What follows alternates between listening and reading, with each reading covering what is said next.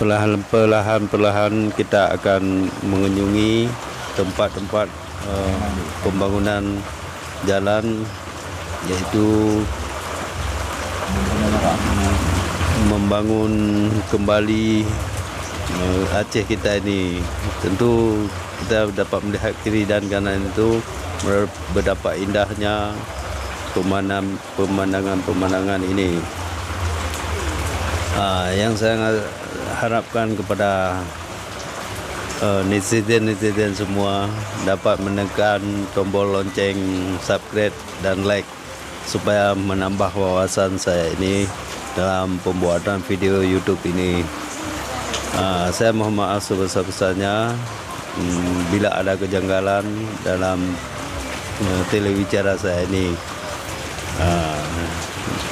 Teman-teman bisa melihat jalannya masih dalam pengerasan ataupun berlumpur terkadang di waktu musim hujan tiba.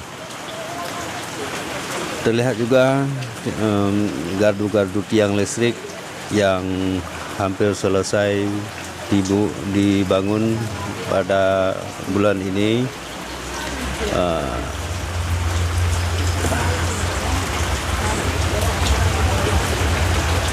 Menurut pandangan saya, di sekitar lokasi ini beberapa tahun kemudian akan terjadi penambahan perumahan-perumahan untuk warga kita. Bila teman-teman mau ke lokasi wilayah ini, saya akan bersedia memandu agar tidak tersesat nantinya. Saya sangat senang melihat pemandangan indah seperti ini.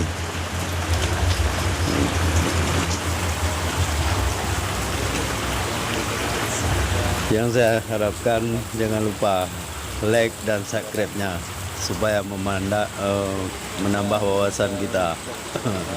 Bermanfaat untuk Anda dan untuk saya sendiri. Di channel Mustafa Abdullah 77. Perlahan demi perlahan kita akan memasuki wilayah area persawahan. Yang terlihat area persawahan saat ini memasuki musim paceklik, yaitu kemarau yang sangat panjang. Tiada berfungsi irigasi dan air tanah hujan. Saya sangat berharap jalan ini yang sering dilewati mobil-mobil angkutan dan truk membawa tanah untuk tanah urukan, tanah batu bata dan lain-lain sebagainya.